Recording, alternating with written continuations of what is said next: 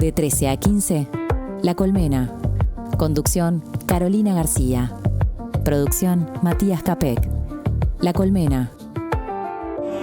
¿Cómo están? Bienvenidos, bienvenidas a La Colmena. Pasan 4 minutos de las 13 horas. Estamos aquí disfrutando de este solcito que se asoma en la Diaria Radio, en la Ciudad Vieja, calentando un poco el cuerpo, las emociones, ¿no? Porque bueno, a veces el frío también pega en todos los escenarios, ¿no? Totalmente. ¿Cómo estás, Caro? Mati? Todo bien, todo bien. Así es, sí, a veces el frío nos lleva a estar un poco más recluidos en nuestro hogar, en nuestro lugar de trabajo. Eso nos a hace, veces bajonea, ¿no?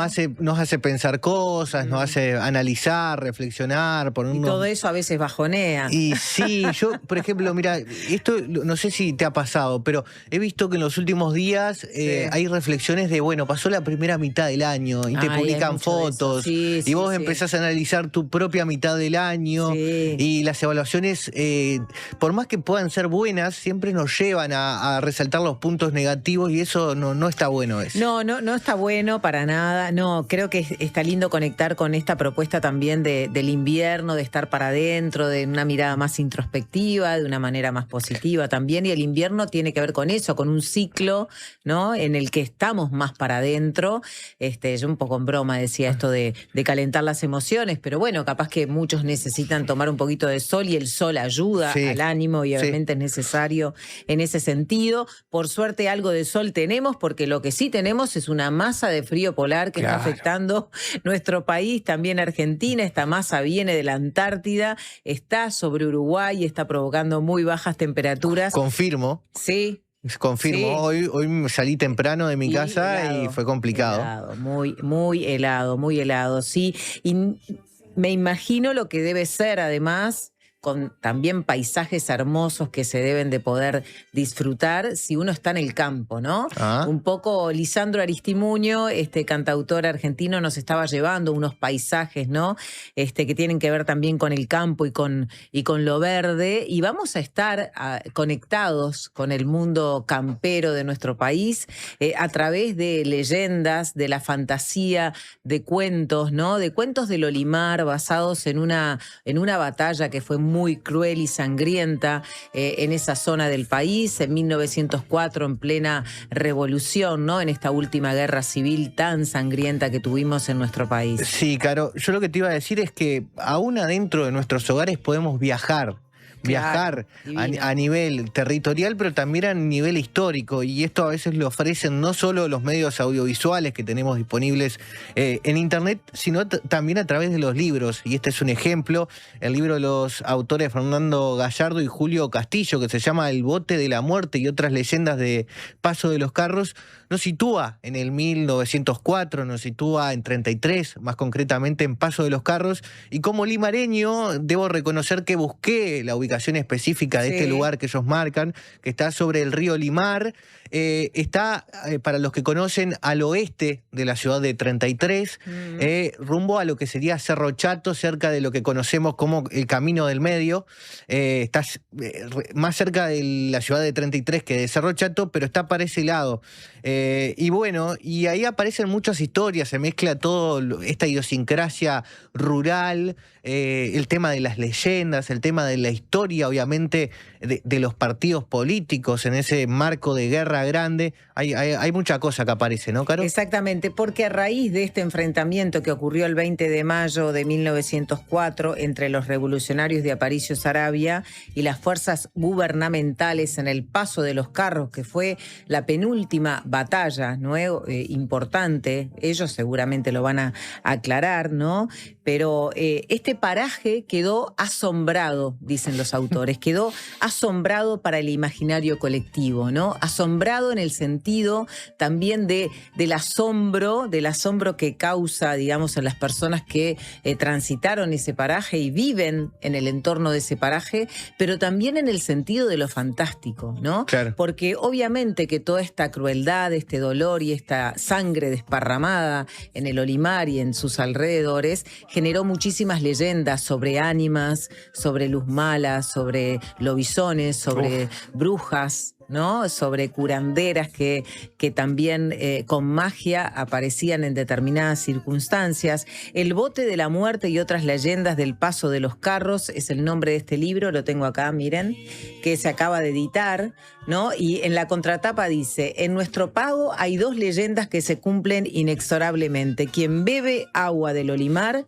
vuelve, y quien bebe del Olimar Grande a la altura del paso de los carros un Viernes Santo a medianoche, no regresará jamás, pero su espíritu quedará atrapado para siempre en un bote de la muerte, en la confusa conversación de las almas en pena, el aullido desgarrador de un lobizón, en la inquietud eterna de los perros fantasmas o en la desconcertante metamorfosis de un monstruo de la laguna que carga con la maldición de una cruz. Se me puso la piel de gallina. ¿No es divino? Bueno, invitamos también a la audiencia a conectarse con estas historias, ¿no? Todos tenemos algún momento de campo, de chacra, de horizonte lejano, de verde, ¿no? Un cielo estrellado en el campo, donde pudimos conocer este tipo de relatos, imaginar estos relatos.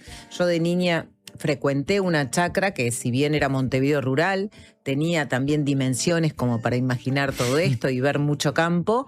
Y me acuerdo de los cuentos de la luz mala, ¿no? Y cómo de tardecita, cuando empezaba a caer el sol, cuando empezaba a anochecer, me encantaba precisamente jugar a ver esas luces malas, ¿no? Esas luces malas, y tratar de entender de qué se trataba y bueno, y todo lo que gira en torno a esos relatos, ¿no? El silencio, la presencia de muchos animales, la falta de luz eléctrica, por más que ahora ya se ha extendido a casi todo el país, son cosas que dan lugar a que uno empiece a tener los sentidos más activados y muchas veces pueda sentir ese tipo de cosas. Así claro, y son luces que además son como a veces más blancas, a veces más verdosas, pero siempre son como inquietantes, claro, ¿no? Y digamos, las explicaciones han tenido mucho que ver con las explicaciones científicas, ¿no? Como con gases liberados por materia orgánica en descomposición, por huesos, los huesos también, ¿no? Los huesos, sí. Pero obviamente que para la cultura fantástica, el relato de los paisanos y paisanas, la luz mala es otra cosa. Puede ser un alma en pena, ¿no? Sí, claro. O alguna señal de un tesoro escondido. También de eso se trata. Bueno. Y que hay que ver qué pasa si uno va a desenterrar ese tesoro, ¿no? Ese es el tema, ¿no? Bueno, yo conozco, y yo obviamente vengo del 33 rural también, y conozco historias de estas, pero también de las otras, de las que a lo mejor tienen una explicación y en ese momento la persona sintió mucho miedo y resulta que era un vecino que estaba ahí con su luz y vos pensaste que era la luz mala, o que estaba escondido en un lugar y salió y... Hay de todo, ¿no? Pero bueno, estas son muy entretenidas. Así que vamos a recibir sobre el final, ¿no?, de la tarde de hoy a Fernando Gallardo y Julio Castillo, 2 olimareños, o 2 además personas que se conocieron siendo niños y que vivieron estas historias, ¿no? Fernando Gallardo es el escritor, el relator de estos cuentos, y Julio Castillo es un publicista, ilustrador, sumamente premiado a nivel internacional, que es quien ilustra este libro. Este libro tiene esa belleza, además de los cuentos, de una narrativa lírica, en conjunción con estas ilustraciones que también nos cuentan mucho. Totalmente, Caro. Y bueno, y a primera hora tenemos una nueva columna de feminismos con Stephanie Demichian, que en este caso trae un enfoque particular, ¿no? Muchas veces nos hablan son las mujeres las que problematizan esta situación de desigualdad de género que tenemos en nuestra sociedad, y en este caso ella viene acompañada por 2 hombres, concretamente por Alberto Curiel y Fernando Fuentes, que son integrantes de Varones por la Igualdad, que impulsan el primer encuentro nacional de varones antipatriarcales, algo que sucederá en el mes de agosto, un poco para conocer más sobre este movimiento y sobre esta forma de mirar el problema desde otro lugar. Exactamente. De alguna manera este encuentro parte de una idea fuerte que dice esto, ¿no? Sabemos que somos el problema, pero queremos ser aliados para la solución, solución, y justamente el objetivo que tienen estos varones antipatriarcales es construir un espacio de reflexión, de intercambio, de formación. Han habido en nuestro país, ¿sí?, algunos grupos de varones, y también los hemos conocido aquí en La Colmena, ¿no?, que se han movilizado en torno a esta reflexión, a ver cómo pueden ser parte de la solución, ¿no?, a reflexionar sobre estas masculinidades hegemónicas. Por tanto, bueno, la verdad que celebro en particular que Stephanie venga acompañada por estos dos hombres que precisamente se están haciendo estas preguntas, ¿no? La necesidad de un encuentro de varones, de la reflexión, de buscar caminos hacia una solución, ¿no? Y cuestionar entonces las masculinidades y las violencias que se generan. Sí, sí. Un poco yo me vino a la mente cuando tratamos este tema, aquella columna que hizo Emilia Díaz, que de alguna forma problematizaba las masculinidades, cómo de alguna forma también esa desigualdad de género se termina volviendo directamente en contra de los propios varones muchas veces. Esto de romper los prejuicios, de lograr tener otras sensibilidades. Bueno, eso se trata, las nuevas masculinidades, un poco de eso es que vamos a estar profundizando. Así que bueno, estos son los temas que tenemos hoy en La Colmena, pero también queremos hablar, ¿no? Mirando un poco más las noticias, la agenda, ¿no? Lo que está ocurriendo en el mundo, en particular mirar Venezuela, ¿no? Y vamos a mirar Venezuela a partir de lo que está realizando UNICEF, ¿no? En ese país. Vamos a conversar con una especialista en emergencias, con la especialista de emergencias de la Oficina Regional de UNICEF. Ustedes saben que Venezuela está pasando por una situación realmente dramática, muy dramática. Van más de 2.300 personas fallecidas, o alrededor de 2.300 personas fallecidas, según las cifras oficiales, ¿verdad? Más de 11.000 personas heridas. Han sido rescatadas 6.400 personas, pero ya de alguna manera esta búsqueda se ha concluido en la mayoría de los edificios derrumbados, ¿no? Esta es la información también que llega desde Venezuela. Estamos hablando de una destrucción que obviamente afecta a la población, afecta a mucha población en Venezuela. Hay 2.500 estructuras que fueron afectadas. Bueno, Naciones Unidas está trabajando en el territorio, como también están trabajando muchas organizaciones. La solidaridad realmente es enorme, decenas de países que han enviado de todo tipo de recursos, ¿no? Rescatistas, insumos, medicamentos. Es impresionante cómo de alguna manera se ha disparado, ¿no?, la solidaridad, y cómo se ha coordinado también la ayuda, también con problemas, digamos, que tienen que ver con esta logística de la coordinación. Y bueno, sobre eso obviamente hay mucha crítica también, pero a mí en particular me llamó la atención la información que me llegó de una plataforma que se creó con un grupo de voluntarios, decenas de personas que están trabajando en la búsqueda de las personas, porque hay decenas de miles de desaparecidos, ¿no? A partir de este terremoto en Venezuela, estamos hablando de que en este momento hay 38.650 personas que aún no pudieron ser contactadas, y hay una plataforma que se llama Desaparecidos Terremoto Venezuela, que de alguna manera da la dimensión de esto, muestra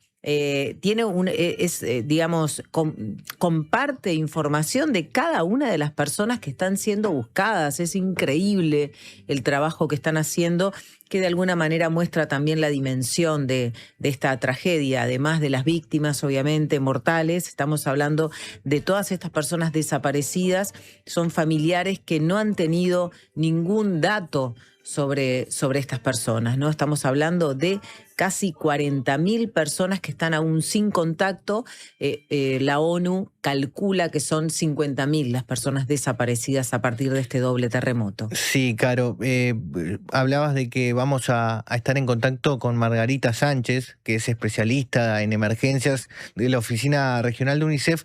Y esto tiene que ver, en el caso de UNICEF específicamente, de que se estima que hay 680.000 niños que requieren ayuda humanitaria en los 6 estados más afectados. En este sentido, ya parte de la respuesta se ha puesto sobre la mesa. La organización ya envió un cargamento de 47 toneladas de suministro con insumos médicos, materiales para el acceso al agua segura, carpas, equipamientos para infancias y ayuda a personas con discapacidad. Pero bueno, como decías, esto implica muchos desafíos y un poco de eso es que vamos a estar hablando después de la pausa. Exactamente, hacemos entonces la primera pausa. Antes quiero compartir un mensaje que nos llega a propósito de esta vida en el campo, ¿no? Y de esta conexión con la naturaleza y con muchas de los relatos fantásticos de los que vamos a hablar más adelante. Vivo en medio del campo en la sierra de Carapé, pero nací en Montevideo. Lo que puedo sintetizar de mi experiencia es que te sientes pequeñita, pero envuelta en vida, en ciclos y por supuesto en muerte. La naturaleza te da lecciones de humildad a cada momento. Abrazo calentito nos envía entonces esta oyente María de Lourdes, que nos está escuchando desde Maldonado. Bueno, Caro, si te parece, nos vamos a la pausa y recordamos las líneas de contacto. Redes y vías de contacto. Comunicate al 099-891-888. Mail radio@ladiaria.com.uy. Esta promo te está llamando. Si tenés un plan de internet hogar de Antel, tenés 3 meses de plan premium de Disney Plus sin costo adicional para que vivas los mejores partidos, los deportes en vivo de ESPN y tus series y películas favoritas. Además, llevas un Antel Box a mitad de precio para convertir tu TV en un Smart. Pedilo ahora en antel.com.uy. Antel, el futuro lo creamos juntos. Exigimos reconocimiento profesional. Es urgente anualizar y universalizar el programa de maestras comunitarias. Por el pasaje de 15 a 20 horas en el área artística y la equiparación salarial. Por creación de cargos, tutorías y auxiliares. Plan de obras y reparaciones ya. Compromiso 6+1. ADEMU Montevideo, FUNTEP, CESEU, PIT-CNT. Más voces, menos ruido. La Diaria Radio 97.9. Tu casa es el escenario donde se componen grandes momentos. Y podés comprar del BHU es música para tus oídos. Porque es el préstamo para hogares nuevos y usados que te otorga hasta el 95% de la propiedad que elijas con tasas desde el 3,75%. Informate al 1911 o en bhu.com.uy. BHU, tu sueño, tu banco. Tu sueño, tu banco. Sí. Dos. La promo del Dorado es un gol de media góndola. Si sos cliente pro, elegí los productos seleccionados y participá. Sorteamos 16 Smart TV 85 pulgadas y 20 Smart TV de 55 pulgadas. El Dorado, siempre cerca, cada vez mejor.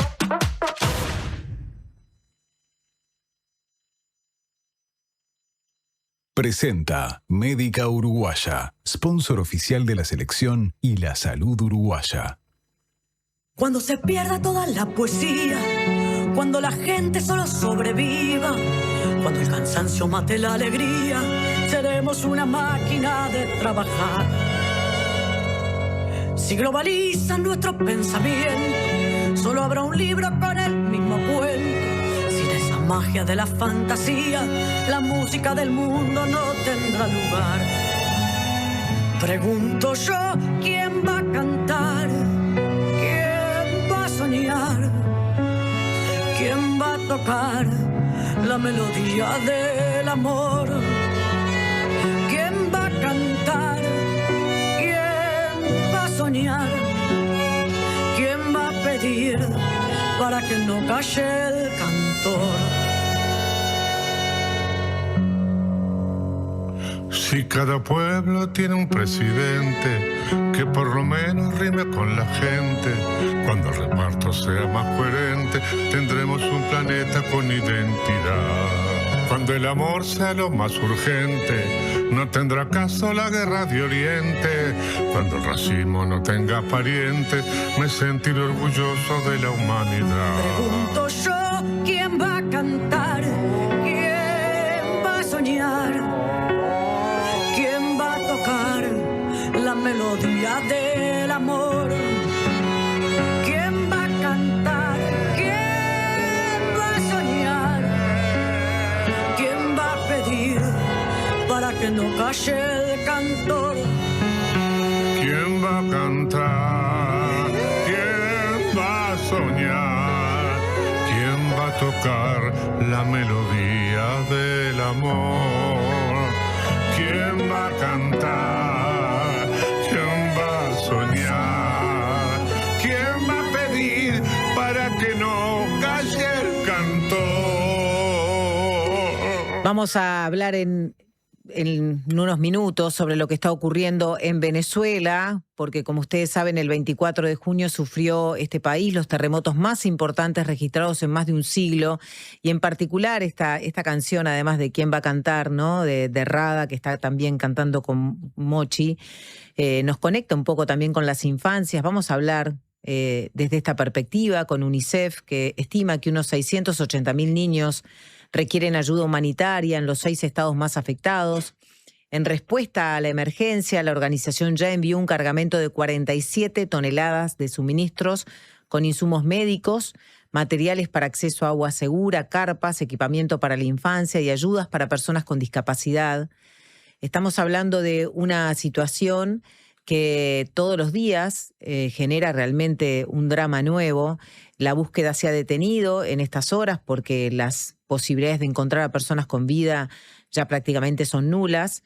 En nuestro país, el ministro de Relaciones Exteriores, Mario Lubetkin, informó que el gobierno espera enviar el primer avión con ayuda humanitaria a Venezuela durante el fin de semana para colaborar con lo que se denomina la fase de reconstrucción tras estos terremotos de nuestro país. De hecho, además, ha habido mucha solidaridad y movilización en torno a la ayuda necesaria. Durante el fin de semana, el Consulado de Venezuela en nuestro país realizó jornadas de acopio de medicamentos esenciales, insumos hospitalarios, plantas potabilizadoras, herramientas de rescate, equipos de protección personal, kits de higiene, entre otros insumos.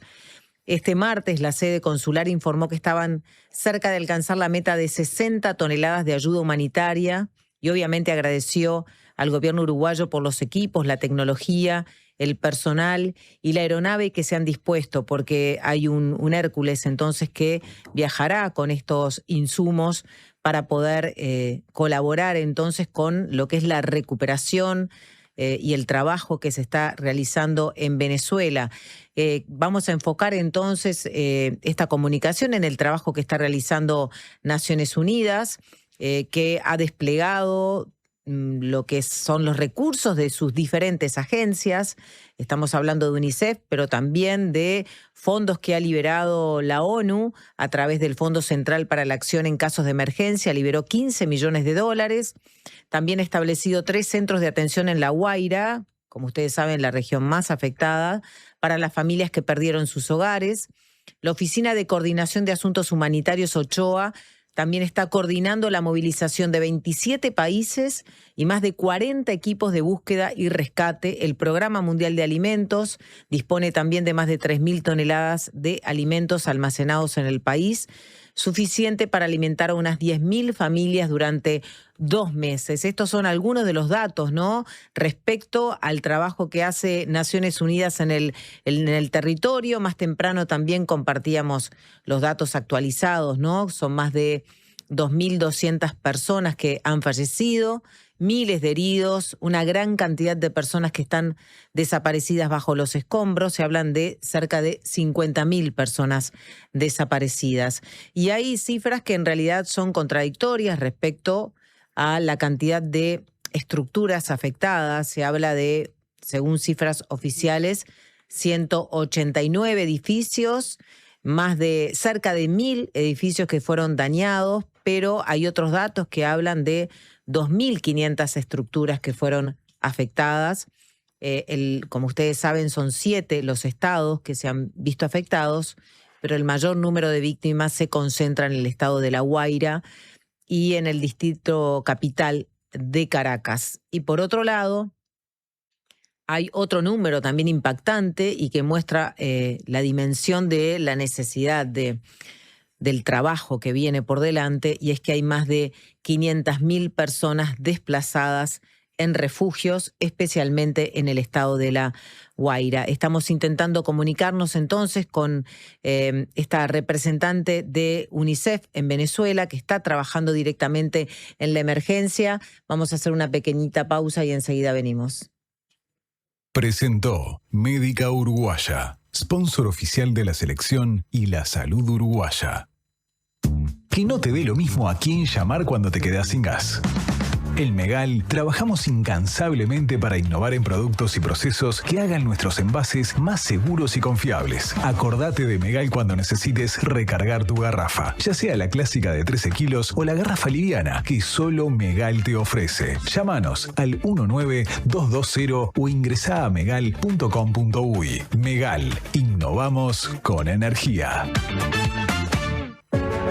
Hubo un momento en que todo era incertidumbre y mientras muchos esperábamos respuestas, Gonzalo Moratorio trabajaba para encontrarlas. Su aporte ayudó a Uruguay a enfrentar la pandemia. Hoy, Gonzalo necesita de nosotros. Colaborá con el colectivo solidario en locales Habitat o a través de la app.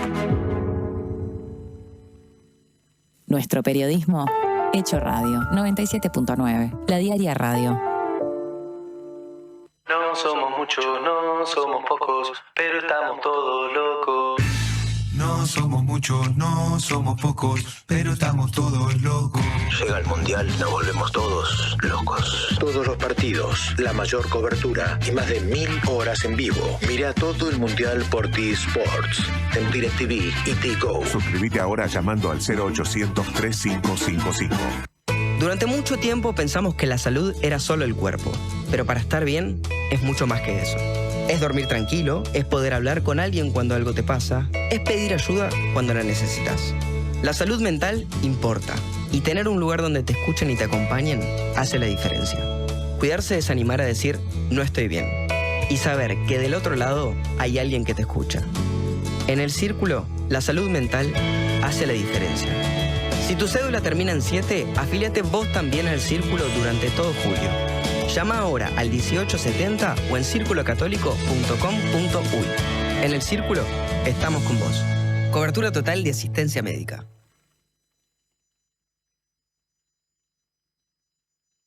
Presenta A Todo Color Pinturas. Grandes marcas para grandes obras.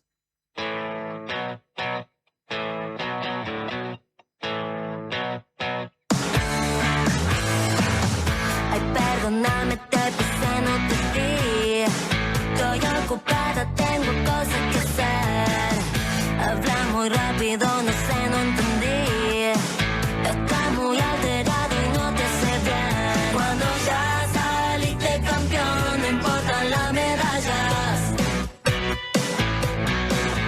Cuando ya cazaste al león, no te distraen las ratas.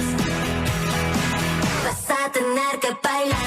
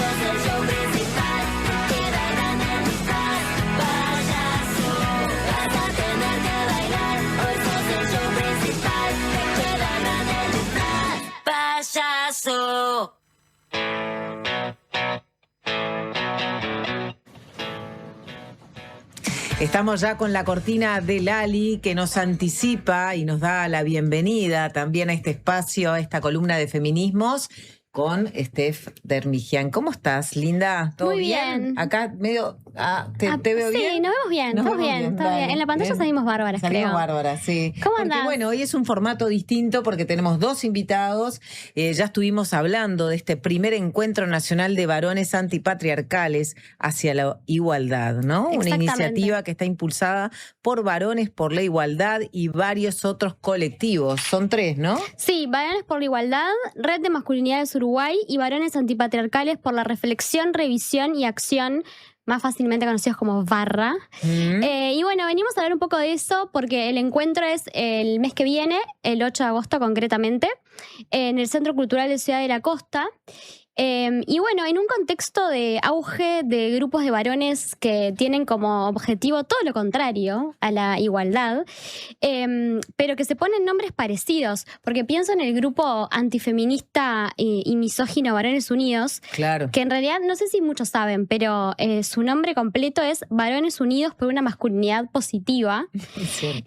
Me parece importante dar espacio a grupos de varones que justamente empiezan a organizarse no para odiar a las mujeres, sino todo lo contrario, para revisar sus propias conductas como varones, de construir patrones machistas naturalizados y en definitiva hacerse cargo de algunos problemas estructurales como la violencia de género, por ejemplo, entre otras cosas, que sufrimos las mujeres todos los días y que yo soy de las que cree que sin ellos es imposible, ¿no? Un cambio.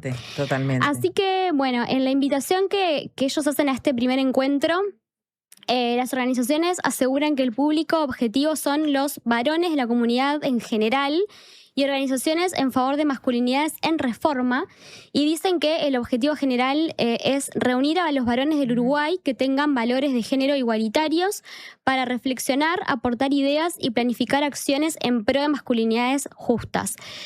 Sin más preámbulos, porque quiero que nos cuenten ellos mismos, le voy a dejar el espacio para que algunos de sus organizadores nos cuenten qué hay detrás del encuentro, qué los motiva, qué pretenden y cuáles son los detalles de esta jornada. Por eso es que estamos en el estudio con Alberto Curiel y Fernando Fuentes, que los dos integran Varones por la Igualdad, que es justamente uno de los 3 colectivos que organizan. Bienvenidos, ¿cómo están? Muchas gracias. Muchas gracias. Prefiero dejarle la palabra a Fernando, que en realidad es el autor de la idea. ¿Ah, sí? Bien. Sí, se mandó esta quijotada que nos está dando muchísimo trabajo y muchas alegrías también. Claro, bien. Porque capaz que antes de eso preguntar de dónde viene, ¿no? Varones por la Igualdad.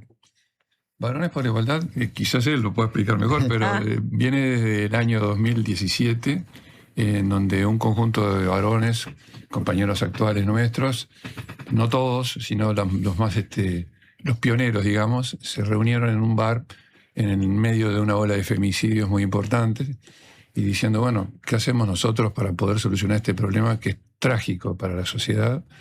Y bueno, en ese bar, como si fuera una rueda de boliche, empezaron a tener ciertas ideas y a intercambiar opiniones y lograron hacer un primer encuentro de varones en la Biblioteca Nacional, al que yo no asistí porque yo no era participante todavía del colectivo, en donde fueron políticos importantes de ese momento. Fue Ricardo Elrich, fue Mariano Arana, intelectuales, Mario Delgado Paraín. Y bueno, a partir de ahí esto se empezó a generar toda una movida. El grupo se fue consolidando sin tener personería jurídica, pero sí nos transformamos en un colectivo y desde hace 3 años elaboramos unas bases que están colgadas en nuestra web, en donde ponemos, bueno, los principios, objetivos, metas y una serie de cosas que constituye cualquier tipo de base para que cada persona que se va integrando al colectivo, bueno, manifieste su acuerdo y en ese momento lo pasamos a integrar. Nos reunimos generalmente por WhatsApp, que es la actividad más frecuente, y también presencialmente 2 o 3 veces por año para tener ideas. En enero, en esos momentos que uno tiene de descanso y solaz debajo de una anacahuita, me puse a pensar que podría ser una buena idea. En realidad ya lo teníamos pensado colectivamente, ¿no? Pero estábamos esperando que alguien propusiera un proyecto borrador para poder trabajar sobre este asunto. Y en ese momento se me ocurrió hacer un proyecto borrador que lo elevé a Varones por la Igualdad, a un grupo inicialmente pequeño, pero que luego se fue agrandando. Tuvimos 4 reuniones consecutivas en donde lo fuimos mejorando. Obviamente el trabajo colectivo siempre mejora todo. Y a partir de ahí surgió la inquietud de, bueno, invitar a los otros 2 colectivos, porque 2 de nuestros integrantes participan también de otro colectivo. Por ejemplo, Alberto también está en Barra, y Fernando Rodríguez, que es un conocido, una conocida persona que trabajó en la División de Género de la Intendencia Municipal de Montevideo en la última administración, y participa de Varones por la Igualdad y de Red Masui. Entonces ahí se dio la idea y bueno, a partir de ese momento empezamos a reunirnos conjuntamente los 3 colectivos y en este momento llevamos 19 reuniones consecutivas con actas en donde vamos elaborando inicialmente el proyecto para que quede definitivo. Surge la posibilidad, porque hay una compañera también, Jeru Aparicio, que es mexicana, que integra Red Masui porque es un colectivo mixto. Surge ella la idea o descubre que hay un llamado de Amnistía Internacional para presentar proyectos en el orden de los derechos humanos y de la ecología. Y nos presentamos. Hubo que trabajarlo mucho más, por cierto, ¿no? Y además llenar un formulario que era extensísimo y muy riguroso. Nos llevó mucho tiempo, conformamos para ello una subcomisión, nos presentamos y entre 76 trabajos salimos seleccionados entre los 4 que van a ser financiados. O sea que logramos la financiación de Amnistía Internacional, logramos el apoyo de ONU Mujeres, que también va a financiar parte del evento, logramos el apoyo de CIEDUR, logramos el apoyo de InMujeres últimamente, a tal punto que logramos también invitar a Mónica Xavier, su presidenta, para que haga la apertura del encuentro, y va a ser la apertura del encuentro, por suerte, para nosotros. Y bueno, los detalles, si ustedes quieren ya saber los detalles del encuentro, se los puedo decir, pero capaz que... Sí, justamente hay que estabas mencionando la apertura, estuvimos mirando el programa y entre los talleres que proponen hay temas variados, ¿no? Como, por ejemplo, el orden patriarcal y el machismo en sus expresiones cotidianas, las violencias y la muerte que están en sus manos, dicen, y cómo impedirlas, género, política, violencia simbólica, batalla cultural, sexualidad y el modelo dominante de la hombría, relaciones de los varones igualitarios con los feminismos, el movimiento de la diversidad, entre otros temas, ¿no? Queríamos preguntarles, estos van a ser talleres que van a haber dentro de la jornada, ¿cómo va a estar dividida la jornada? Por un lado eso, que nos cuenten los contenidos y después quizás como en términos más generales, ¿qué es lo que proyectan, qué es lo que pretenden que ocurra en esa jornada? Bueno, ahí hay 5 grupos temáticos. No va a haber algo de un estilo discursivo, conferencia, sino que los varones que asistan, en este momento tenemos más de 70 inscritos y esperamos que sean más de 100. Bueno, esperamos que esos varones se dividan en los grupos y tengan un intercambio sobre el tema que les toque o que hayan elegido. O sea, intentamos dirigirnos a todos los varones y no a especialistas ni académicos, con lo cual eso nos condiciona en cuanto al lenguaje que vamos a usar. Es decir, le huimos a términos especializados y tratamos de llegar al hombre común y corriente, no solamente porque también están integrados a personas que hayan cometido violencias, sino a los mansos, a la mayoría de los hombres que van a trabajar, que tienen su casa, que conviven en la sociedad pacíficamente y que no son demasiado conscientes de la educación que les han dado, de los valores que los guían, de esos mandatos de los que se habla que la sociedad genera en los varones en forma involuntaria, ¿no? Si me permite agregar un detalle más sobre el programa. Tú hablabas de que iba a haber ese, digamos, periodo de talleres, pero inicialmente va a haber un plenario en donde pretendemos que esté Mario Delgado Paraín, porque fue uno de los precursores de esta movida en aquel año 1917, 2017, perdón. Ya me fui para atrás. Perdón, igual te corrijo, en el 2006. En 2006, cuando estaba Ehrlich, claro. A raíz de una frase de Saramago un estímulo que dio Saramago diciendo que los problemas de los varones debían ser resueltos especialmente por los varones, que los varones debían empezar a mirarse a sí mismos y intercambiar. Entonces, a raíz de eso, en Montevideo se tomó la consigna de Saramago y Mario Delgado Paraín creo que era director de Cultura en ese momento. Claro. Y se generó una marcha de hombres, fue la primera que hubo por 18 de julio. ¿Qué es lo que significa para ustedes, ¿no? Esta definición de varón antipatriarcal? De alguna manera ustedes se consideran varones antipatriarcales. ¿Qué significa esto para ustedes? Bueno, hemos ido haciendo conciencia, no solo nosotros, sino que a nivel también de estudios, etcétera, que el hombre también es un género. Normalmente cuando se dice la palabra género, cuando se habla de violencia de género, uno directamente asocia a las mujeres. Y como el hombre siempre se consideró el individuo universal, siempre se medían las cosas desde los varones y los otros géneros eran los a los que se estudiaba con sus problemáticas, y así empezaron los feminismos y eclosionaron en los años 60, 70 del siglo pasado. Pero por los 80, 90, los hombres también empezaron a darse cuenta que existía lo que se llama diversas masculinidades, una masculinidad dominante o hegemónica, que es el ideal del varón y que lo tenemos incorporado sin saberlo. Y prácticamente toda nuestra vida estamos midiéndonos con los valores de ese machismo, ¿no? Cuando uno piensa, bueno, ¿qué es ser varón? ¿Qué es ser hombre? Bueno, tengo que ser valiente, tengo que proveer, tengo que cultivar un poco el cuerpo. Ahora se habla también de machismo ornamental, sobre todo en lo que ahora se tiende a llamar manofera o machofera. Sí. Se cultiva mucho, ¿no? El tema de la musculatura. Hay hombres que lamentan no tener una cierta forma de mandíbula que parece que es más varonil que otras. Claro. Bueno, pero digamos, todas esas cosas, digamos, que nos están condicionando como exigencias, y los condicionan a todos, a los mansos, a los violentos. Eso ya viene desde la educación que nos dan en casa y en la escuela y en las instituciones.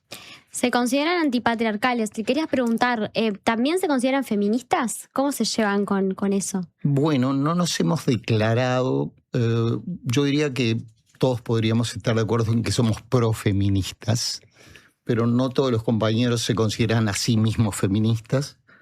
Yo diría que sí, que me considero feminista bajo una determinada definición de feminismo, ¿no? Que es la de la igualdad de derechos que procuramos para todos, lo cual no quiere decir que no tengamos a veces algunos ruidos con los feminismos, con algunos feminismos, ¿no? Hay feministas que celebran que nosotros existamos, que vayamos, volviendo a lo de la musculatura, teniendo cada vez más importancia, más fuerza. Y hay algunas feministas que consideran que estamos invadiendo la cancha, que no nos corresponde, que de alguna manera todo hombre es peligroso. Y bueno, en eso estamos, pero yo diría que la amplia mayoría nos recibe con gusto y considera que es necesario que estemos codo a codo en la misma lucha. En la convocatoria al encuentro, ustedes dicen que su mayor preocupación es la violencia basada en género hacia las mujeres, niñas, niños y adolescentes y disidencias. Y justo estamos terminando un mes que fue brutal en ese sentido, ¿no? En junio se registraron 4 femicidios en nuestro país en apenas 29 días. Quería preguntarles, cómo ven la situación, pero sobre todo qué acciones incluye el trabajo que ustedes hacen en términos de prevención de estas violencias. Nosotros lo que hacemos en términos de prevención particularmente nuestro colectivo Varones por la Igualdad, es trabajar mucho en lo social. O sea, hacemos muy frecuentemente talleres. Hemos hecho, el año pasado hicimos un taller en un club deportivo barrial. Participamos en un caso de denuncia, digamos, de género en un club deportivo de básquetbol para elaborar un protocolo. Hemos trabajado en gente prisionalizada, hablando con los varones que están en prisión. O sea, la tarea fundamentalmente es la de intercambio, reflexión, conversatorios y talleres a ese nivel. Y después pretendemos, y por suerte cada vez lo estamos logrando más, llegar a los medios de difusión para manifestar que habemos varones que estamos en esa misma lucha que están las feministas y que reconocemos en los feminismos el liderazgo absoluto en esto, sobre todo a partir de la década del 90, en donde se han organizado en la famosa llamada Marea Rosa, en donde los gobiernos progresistas permitieron ir legislando muchísimo a favor de estas conquistas del feminismo en todas las órbitas, ¿no? No solamente en la órbita social, sino también en la económica. Y bueno, la participación nuestra es esa. También nos autoformamos, hemos hecho, digamos, conversatorios, pero para nosotros mismos, y abiertos, híbridos, para que se puedan también ver a distancia, invitando gente como Nikki Johnson, que ustedes la conocerán, que trabaja en el tema de la política de género, política y género. Alma Espino, que trabaja en economía de género, fue otra de nuestras invitadas. También estuvo invitada la doctora, que ahora no recuerdo el nombre, que participó en la polémica aquella sobre, y que fue la autora, Alicia Deus, la doctora Alicia Deus, que participó en la creación de la ley. Y también de Fernando Rodríguez como varón, fue el único varón, 4 mujeres y un varón. Y hicimos charlas y hacemos todo tipo de actividad, generalmente con esa finalidad de ir entrando gradualmente, granito a granito, a nivel social, porque es una tarea muy difícil y estamos entre dos fuegos, ¿no?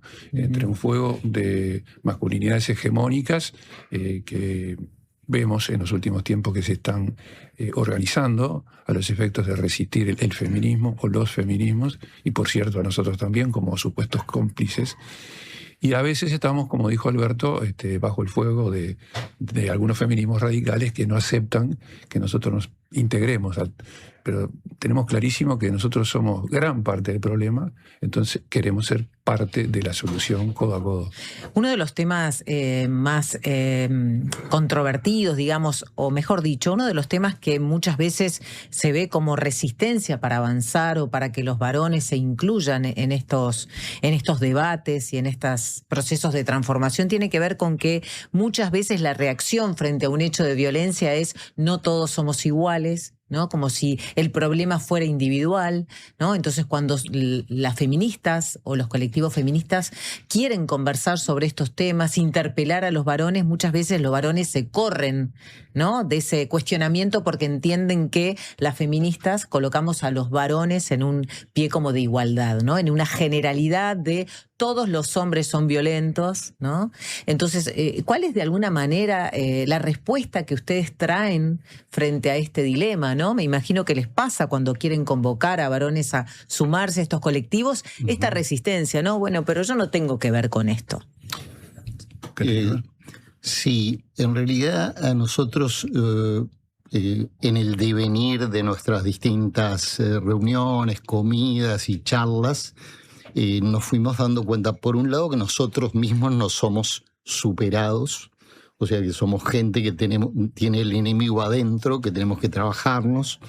Por eso un compañero decía machistas en reforma, somos machistas en reforma, y que, por lo tanto, cualquier varón tiene problemáticas que tiene que ir revisando, puliendo, y que hay una serie de malestares en el varón que no solamente tiene privilegios en eso que se llama sistema patriarcal, sino que tiene un conjunto de cargas.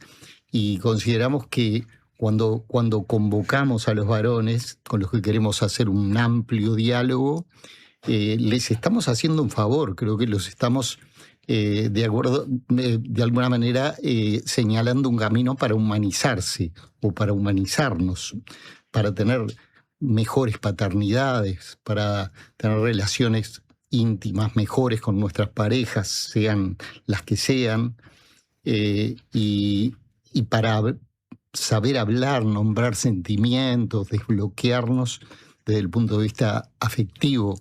En general, cuando nuestras mujeres nos dicen, che, vamos a tener que hablar, no dice, ¿qué le diré? No sé qué decir. No. Es decir, es todo un tema. Hay una película, incluso de una directora argentina, que se llama El silencio de los hombres, ¿no? Uh-huh. Y ese silencio de los hombres puede llevar en su extremo a las tasas de suicidio que hay, ¿no? De 800 personas más o menos que se suicidan en Uruguay por año, hay un 80% que son varones. Entonces, no ver eso, bueno, estaríamos ciegos si no nos diéramos cuenta que esa brecha indica algo, indica que el varón no sabe intercambiar, contar sus problemáticas a sus amigos, ¿no? A los demás. Ese es uno de los casos, pero también está la cárcel, también está los homicidios. Siempre los varones ganamos ampliamente en la estadística. Fernando. Yo quiero agregar que frente a tu pregunta puntual de yo no soy así. Esa es la típica respuesta de los varones con quienes charlamos. Y nosotros empezamos en esos talleres que hacemos, cuando él dice yo no soy así, no conozco a nadie que sea así, yo me siento como por fuera. En parte es parte de lo que Connell ha clasificado como varones cómplices, o sea que sin saber que efectivamente están inmersos en una estructura machista, porque nacemos así, nos formamos así, nos forman así, cometen ese tipo de micromachismos diarios. Entonces les preguntamos, bueno, perfecto, y cuando hay que ir a llevar a un hijo o una hija al médico, ¿quién va? ¿Vas vos o va tu esposa o va tu compañera? Cuando hay que ir a hablar con el maestro a la escuela, ¿quién va? ¿Vas vos o va tu esposa o va tu compañera? Cuando hay que ponerse las tareas del hogar arriba, al hombro, tarea no remunerada, ¿quién la hace mayoritariamente? ¿Eso no tiene valor productivo? ¿Eso no tiene valor económico? Sí lo tiene. O sea que empezamos a indagar con preguntas directas y eso hace reflexionar a la gente. Empieza a decir, bueno, sí, capaz que tenés razón, mira, yo de esto no me ocupo, me debería ocupar un poco más, de esto no me preocupo, delego todo esto, y lo delego inclusive dándole una minusvalía. O sea, esto, bueno, el trabajo verdadero es el que trae dinero a casa. Y ese trabajo, dinero que te trae el dinero a tu casa, te empodera. Porque tener el dinero te hace más poderoso y te hace terminar mandando dentro de la familia. Sí, por eso la importancia de que en los talleres también integren a personas como Alma Espino, ¿no? Que has trabajado mucho en el tema de los cuidados. Y está bueno que hayas traído este ejemplo porque capaz que nos centrábamos mucho en el tema de la violencia de género y en realidad el trabajo que ustedes hacen, como también refleja el programa del encuentro, va por distintos lados. Yo les quería preguntar también, pensando en estos talleres que ustedes hacen, el público al que apuntan y estas más de 70 personas que se anotaron al encuentro, ¿cómo está integrado ese público? Sobre todo pensando en las edades, pensando en el diálogo intergeneracional, que también creo que es necesario. Bueno, cuenten un poco si tienen información sobre eso y como pensando en ¿qué hombres son los que realmente están interesados en este tipo de iniciativas que buscan? Los veteranos le vamos a contar. Sí, claro, porque también y qué hombres faltan, ¿no? En Por ese universo, mismo. sí. Bueno, hay gente de los tres grupos, obviamente, pero no son la mayoría de esos 70. Yo creo que debe haber unos 25 anotados por ahora de los grupos de varones antipatriarcales. Hay un compromiso del Ministerio del Interior de enviar por lo menos 10 policías que van a participar del encuentro. También tuvimos una reunión bien auspiciosa con gente del PIT-CNT, con la parte de género, y van a haber obreros, trabajadores que van a asistir. También invitamos a los distintos partidos políticos y no sabemos bien cuál va a ser la respuesta. No tuvieron respuesta. Pero están invitados y y lo vamos a recibir con alfombra roja a quien venga. Pero no se trata de invitar personalidades ni presidentes de partidos ni directores, sino militantes comunes y corrientes que tengan la inquietud. Quizá yo sea muy optimista, pero me parece que puede llegar a explotar el asunto, porque estamos previendo ya que si pasan los 100, vamos a tener que hacer una cierta lista de espera y queremos que esté bien representado el interior y la capital, lo cual no es fácil, pero hemos logrado alguna financiación también de transporte para la gente del interior. Así que esperamos que venga gente de todo tipo con la inquietud, ¿no? Con cierta sensibilidad por el tema, y que el encuentro haga de gran parlante, digamos, para que llegue al resto de la sociedad. Ustedes nos están ayudando en eso, ¿no? Claro. ¿Y qué pasa también, ¿no? con los partidos políticos? Tú mencionabas que podía haber algún representante, no sé, ¿han encontrado eco en las estructuras de los partidos políticos? ¿Han sentido sensibilidad? Porque en general lo que se reclama desde los feminismos es la falta de sensibilidad de los partidos políticos, que en general obviamente están organizados, sus autoridades organizadas en torno a figuras de varones, ¿no? Tenemos una respuesta extraoficial de parte del Frente Amplio de que van a apoyar. Obviamente las bases del Frente Amplio tienen un capítulo especial acerca de los temas de género. Y en el año ese que se trató la ley paritaria en el Parlamento, que fue iniciativa de la senadora nacionalista Gloria Rodríguez, nosotros tuvimos una activa participación porque uno de nuestros compañeros se contactó con ella y trabajamos juntos, Alberto, él y yo, y armamos inclusive un PowerPoint y fuimos a hacer una exposición de apoyo a la ley, a la Comisión de Género y Salud. Y bueno, tenemos la anécdota que casualmente, para ponerle comillas, no había ningún varón de los que pertenecían a la comisión, nos escucharon las mujeres nada más, ¿no?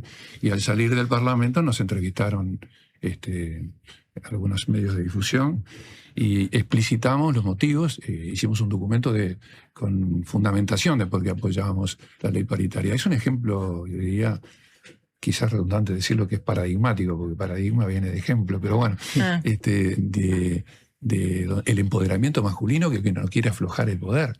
Porque hay algo que nosotros tenemos que aprender, y es que tenemos que perder privilegios para que otras ganen privilegios.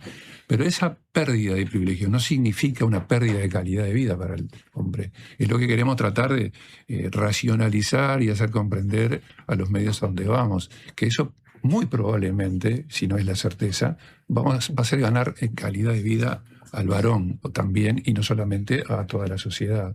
O sea que estuvimos trabajando en el ámbito político también. Vamos a hacer una pequeña pausa. A la vuelta compartimos también algunos mensajes que están llegando a propósito de todos estos planteos. Estamos hablando entonces sobre un próximo encuentro, que es el primer encuentro nacional de varones antipatriarcales hacia la igualdad, que se va a realizar el 8 de agosto en la Ciudad de la Costa, más precisamente en el Centro Cultural Ciudad de la Costa. Hacemos la pausa, ya continuamos con ustedes.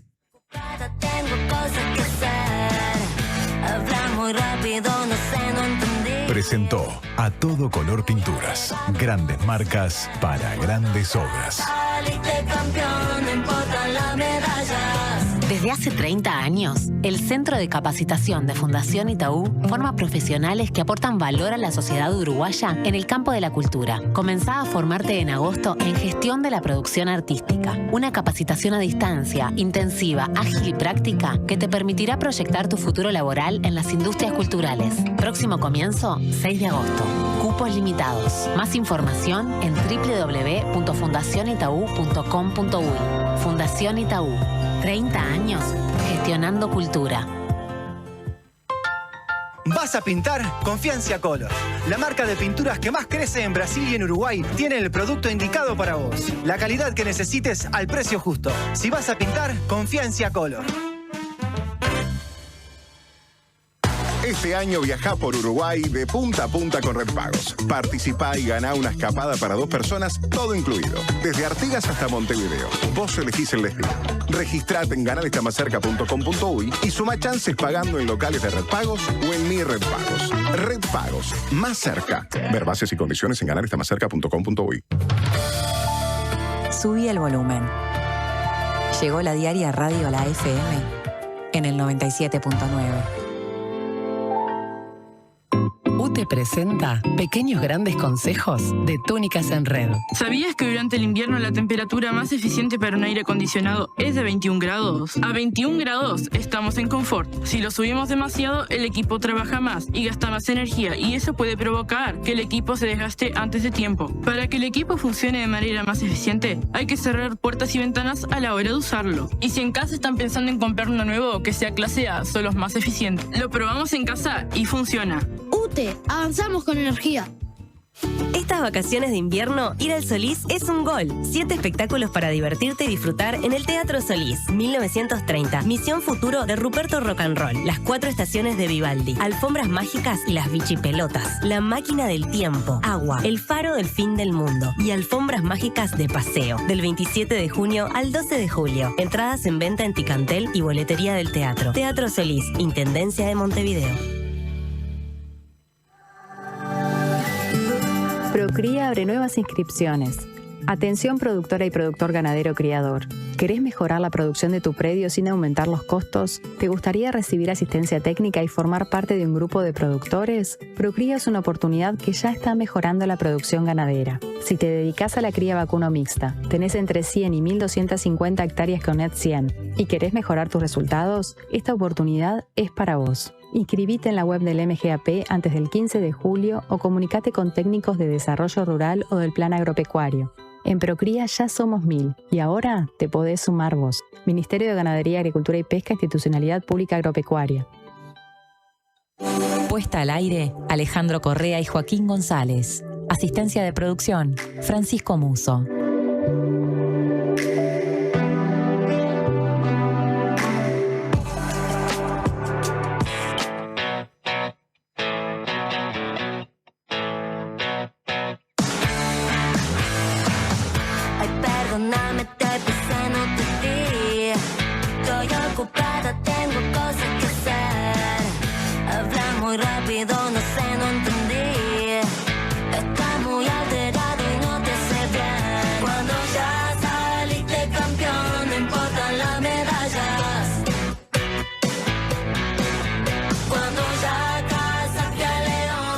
Estamos conversando sobre este Encuentro Nacional de Varones Antipatriarcales, que será el 8 de agosto, el primer encuentro nacional que reúne, digamos, el esfuerzo, la iniciativa de 3 colectivos: Varones por la Igualdad, Red Masculinidades Uruguay, y Varones Antipatriarcales por la Reflexión, Revisión y Acción, que se llama Barra, con V corta, ¿no? Estamos conversando con integrantes de un colectivo de Varones por la Igualdad, ¿verdad? En el caso de si no me equivoco, de Fernando Fuentes, y Alberto Curiel, tú sos integrante de Barra, ¿no? Bien, de los dos. De los dos. Bien, de los dos. Algo que nos quedó de alguna manera pendiente para seguir imaginando, ¿no? Quiénes son los que están detrás de estos movimientos y de esta reflexión, es un poco la cuestión intergeneracional, ¿no? ¿Edades de qué tipo? ¿En los colectivos hay personas de las diferentes edades? ¿Cómo es un poco el universo? En el caso de Barra, yo soy el más veterano, lejos. Ah, mira. Lo que pasa es que soy muy curioso y me gusta participar también y ver qué piensan los más jóvenes. Bien. Barra tiene gente desde los 20 o 22 años hasta los 50, 50 y pico, y funcionan haciendo talleres internos, un taller por mes. Todo esto empezó con unos trabajos, con unos talleres guiados por el profesor Nicolás Sosa, que después se corrió, se transformó un grupo en un grupo privado de él, y el resto de la gente siguió funcionando como colectivo social y seguimos haciendo esos talleres. Perfecto. Talleres de educación social integral, talleres sobre paternidad, talleres que usamos cuentos para para movilizar el tema, en fin, diversidad. Mira, hay un mensaje que dice que te conocen desde cuando vendías libros en el Canzani. A las psicólogas, entre las que yo estaba, les vendías libros. Bienvenido a un feminismo. Ahí está, ¿no? Saludos a la clientela. Esa clientela fiel, ¿no? Bienvenido a un feminismo que busque incluir a los hombres como parte fundamental del cambio. Son varios los mensajes en este sentido. Qué excelente que hayan traído a estos hombres. El tema de violencia de género se debe trabajar desde ambos géneros. Gratamente sorprendida con esta dupla, representante de un movimiento altamente necesario para que algo empiece a cambiar. Les felicito y me alegro. Si será necesario difundir este tipo de grupos, gracias por el programa. Otro de los mensajes, todos celebrando entonces la participación de ustedes. Sí, yo antes de cerrar quería hacerles una pregunta. ¿Cómo lidian con la desconfianza que existe a veces ante un grupo de varones que se dice públicamente antipatriarcal? ¿Les llega ese tipo de desconfianza o de puesta en duda de alguna forma de su trabajo? Sí, a mí me genera curiosidad los comentarios que van a venir, otros comentarios. Ella leyó los más edulcorados. Por ahora viene muy bien, te digo, en este ámbito viene muy bien. Pero sí, bueno, nos atacan directamente, a veces con insultos, a veces sugieren que estamos muy solos y necesitamos mujeres, entonces esto nos da un prestigio enorme y vamos a levantar mujeres. Claro. Sí, leo uno solo. Sí, pero ¿te llegó ahora? No, de otro programa. De otros programas. A ver. No se preocupen, gente. Hay personas más dañinas y confundidas que ustedes. Disfruten la ignorancia y la mentalidad de meme que tienen mientras puedan, que el mundo va a seguir girando igual. Qué fuerte. Y hay peores. Sí, hay mucho peor. Muy duro. Más groseros, claro. Muy duro. Y esto de alguna manera habla, ¿no? De justamente de lo que están ustedes intentando combatir.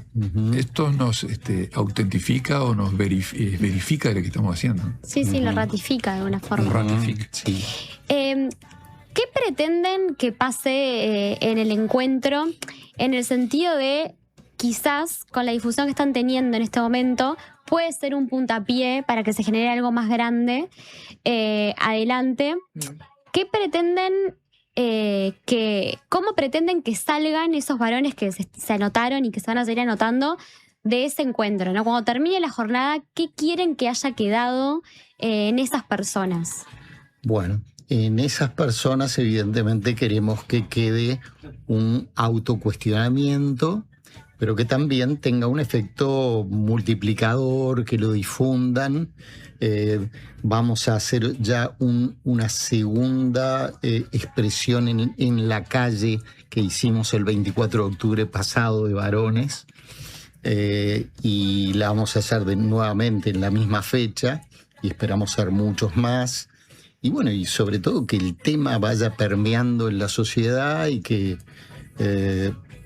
todo el mundo tienda a revisarse, digamos, ¿no? Que no solamente los varones, ¿no? Porque ya sabemos que el machismo está presente por todos lados. Sí, claro. Mira, hay otro mensaje que llega, también celebrando, también Qué celebrando bien. por acá, un fuerte hurra para esos varones, un abrazo desde Villa Constitución en Salto, necesitamos que vengan al territorio, ¿no? ¿Ven una diferencia también en torno a lo que pasa en Montevideo, en el interior? Sí, claro, la realidad del interior es muy, muy diferente y por eso es que uno de nuestros objetivos en el proyecto, porque este es el programa, pero antes hubo un proyecto y en el proyecto teníamos un objetivo general y objetivos particulares. Uno de los objetivos particulares es generar una red en el interior de varones que estuvieran sensibilizados con estos temas. Y en eso estamos trabajando mucho. En Salto tenemos 2 compañeros que obviamente ya se integraron a esta movida, y tenemos también en Soriano, tenemos en San José, una gran cantidad, parece que va a aparecer, en Rocha, en Maldonado, en Tacuarembó también. O sea, estamos llegando muy... Bueno, en La Valleja hay 3 o 4 inscriptos, porque inicialmente, como queríamos que fuera en el interior, pretendimos poner la sede en Minas. Pero eso generaba un problema de logística importante y por eso lo trasladamos a Canelones y no lo hicimos en Montevideo, expresamente para dar ese símbolo, ¿no? Que pretendemos llegar al interior.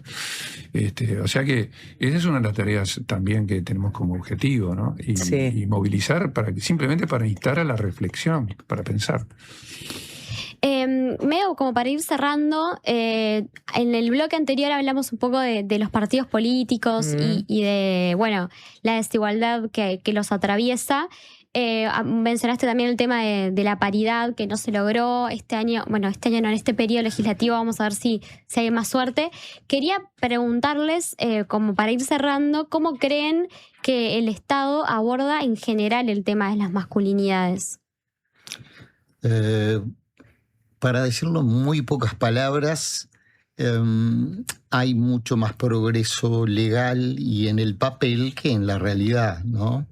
Y uno nota que en muchos de los varones, sobre todo, que ocupan lugares de decisión, estas cuestiones se aceptan un poco a regañadientes, ¿no? Se aceptan porque es lo moderno, porque la fuerza del movimiento feminista es muy importante, porque la opinión pública empuja, pero como siempre, los varones tendrán que ir poco a poco integrando las nuevas ideas y para eso transformarse a sí mismos, ¿no? Cuestionarse a sí mismos. Y el Estado tiene además diferentes actores según los gobiernos, y allí hay marchas y contramarchas. Hubo marchas muy positivas con muchas legislaciones, como dijimos hace un rato, la ley trans, la ley contra la violencia basada en género, la ley de acoso sexual, la ley de matrimonio igualitario, en fin. Pero ya vimos que en ciertos periodos, cuando vienen otras señales políticas, hay intentos de regresar, como ocurrió con la ley de tenencia compartida. Entonces, eso el Estado por ahora viene respetando porque son causas muy legítimas que se han ido afianzando con el correr de los años. Pero siempre está la amenaza, y sobre todo en estos últimos tiempos, en donde obviamente todos sabemos de los movimientos de ultraderecha que están emergiendo, y tenemos ejemplos notorios acá en América Latina, ni que hablar. Y en cada aparición de una persona de estas características, siempre hay detrás una regresión, o por lo menos un intento de regresión. El Estado en general se mantiene, pero depende un poco de esos personajes que aparecen. Está claro. Muchas gracias por acompañarnos. Tenemos que cerrar. Quiero compartir que hay un amigo que se acaba de anotar para el encuentro de varones. Así que estamos llegando. Gracias, Gustavo, por anotarte. También me emociona así la rápida repercusión. Así que bueno, quienes quieran participar y anotarse, entonces lo hacen. ¿De qué manera? Buscan en internet. Buscan en internet, sí. Nosotros tenemos en este programa que estamos partiendo, hay un código QR. Es simplemente captar el código QR. Pero si él se anotó es porque lo consiguió. Porque es accesible, porque estamos mandando formulario, encuentro varones antipatriarcales. Un solo pequeño detalle que quiero agregar dentro de los apoyos, porque me olvidé de alguien fundamental, que es Raquel Hernández, que es la coordinadora de la Red Uruguaya contra la Violencia Doméstica y Sexual. Que tienen no solamente el apoyo fuerte, porque pertenecemos a esa red. Es raro que un grupo de varones pertenezca a la red. Es el primer grupo que pertenece Tenemos a la red. El privilegio de pertenecer a la red, y nos dan no solamente el apoyo logístico, sino que también jurídico, para que podamos haber accedido a Amnistía Internacional. Buenísimo, muchas gracias por acompañarnos, Steph. Esto va a estar cubierto también en la diaria. Sí, el 8 de agosto vamos a estar ahí cubriendo el encuentro, así que los detalles los van a tener en la diaria. Divino. Como siempre. Nosotras nos reencontramos el jueves. Nos reencontramos el jueves que viene. Gracias. Gracias. Muchas gracias. Hacemos la pausa y enseguida vamos a recibir a otros 2 varones. Hoy es una tarde de varones. Ya venimos. La Colmena. Producción Matías Capek.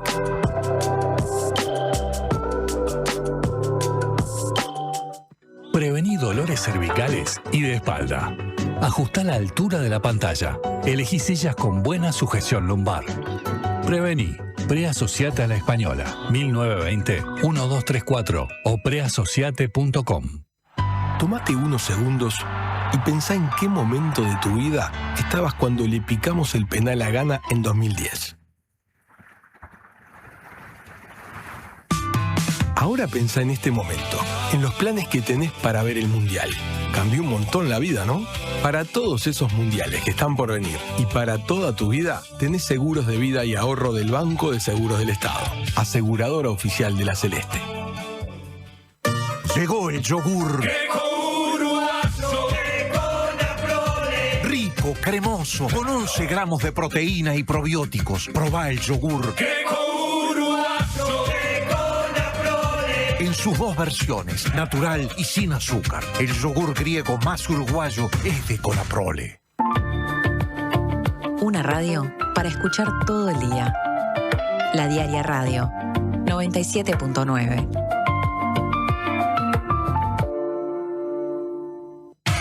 Llegó a Carper la promo que estabas esperando.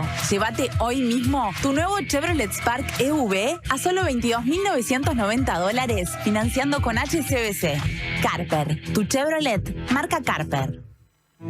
Homeopatía Olivencia, idóneos en elaboración de fórmulas homeopáticas y florales. Lográ el bienestar físico y emocional de forma natural. Olivencia te escucha. Comunicate al 099-471074 o visita nuestra web olivencia.com.uy. Por acá Gerardo Dorado, el alemán. Les quiero contar que este 26 de julio nos vamos a estar presentando con la banda. Los esperamos a todos. ¿Yo quién sería? Auditorio del Sodre. 26 de julio, nos vemos ahí. Las entradas están en Ticantel y en la boletería de la sala. De 13 a 15, La Colmena.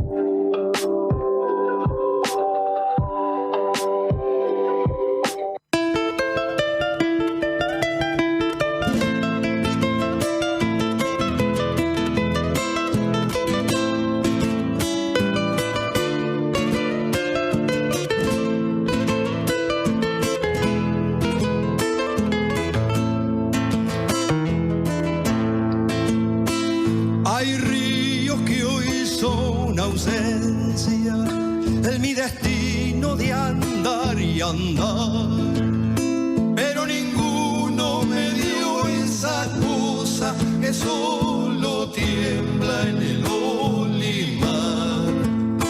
Pero ninguno me dio esa cosa que solo tiembla en el olimar.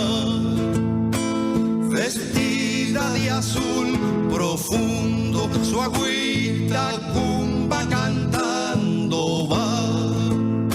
Qué lindo suenan las tardecitas arrobaditas de su cara.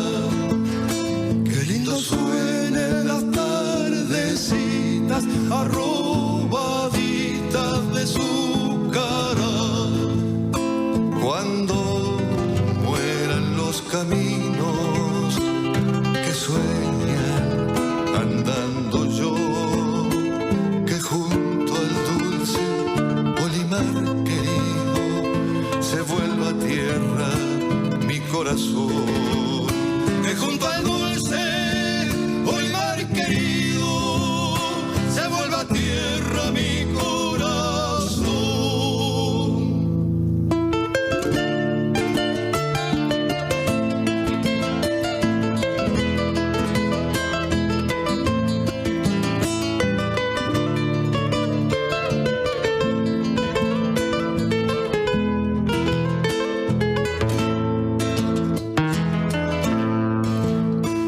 Hay ríos que andan y sueñan y cantan cumba como el que más, pero ninguno me dio esa cosa que solo tiembla en el olimar.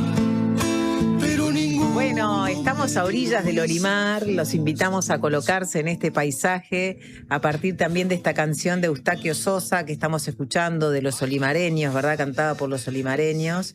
Y bueno, sí, los invitamos a este paisaje de nuestro país. Todo esto tiene que ver con este cruento enfrentamiento del 20 de mayo de 1904 entre los revolucionarios de Aparicio Saravia y las fuerzas gubernamentales en el paso de los carros sobre el Olimar en 33, y a partir de este enfrentamiento el paraje quedó asombrado por el imaginario colectivo.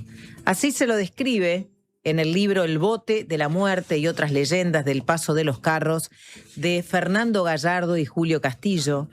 Se trata de un acontecimiento histórico que es rescatado a través de una serie de leyendas de nuestro campo. Almas en pena, lobisones, la flor de la higuera, monstruos de la laguna, son cuentos que rescatan uno de los sucesos históricos más sangrientos de nuestra historia y que quedó allí en este territorio, en la memoria, ¿no? En la memoria de sus habitantes, en el paisaje.